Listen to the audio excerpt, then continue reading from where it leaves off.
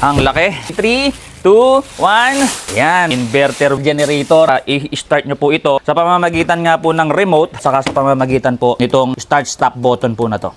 Naghahanap ba kayo ng 8,000 watts na generator, inverter mga kaibigan? So meron tayo dito, Philking PK8000i. I-unbox natin mga kaibigan para makita nyo. So ito po ay pwede po sa mga nagninegosyo. Yan, yung running watts niya is 7,500 watts. Then yung maximum nga niya is 8,000 watts mga kaibigan. Ito po ay para doon sa mga gusto ng talagang outright nandiyan na power. Tapos yung po pwedeng dalin kahit saan. Pagka inassemble to, meron po siyang gulong. Yung box nito, iaangat lang natin. Ang laki. 3, 2, 1.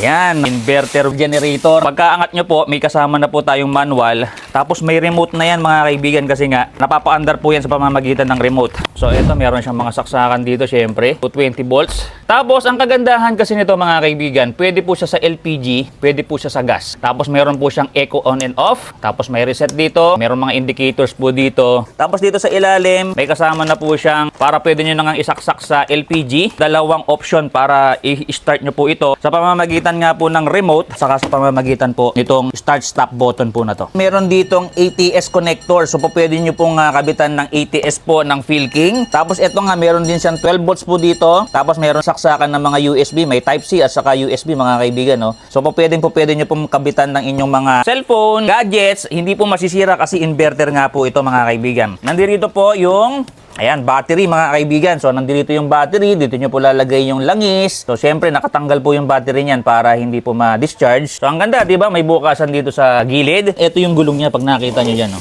So, bubuksan natin to ha. Kasi nga, bagong-bago pa lang po ito. Ngayon po pa lang bubuksan para makita nyo po. Ayan. So, may gulong siyang malaki. Eto mga kaibigan. So syempre ikakabit po natin dito yan. Kasama na po yung mga paraphernalias, mga connector, mail plug, pagtanggal ng spark plug. May kasama ng panel dito mga kaibigan. Kitang-kita nyo na rito kung puno po yung gasolina, kung empty or saka full. Ganda nga rito, tingnan nyo oh. Para siyang cart. So pag halimbawa naikabit na natin yung gulong kanina na pinakita ko sa inyo, so pwede nyo na lang paandarin ng ganito. Ayan oh.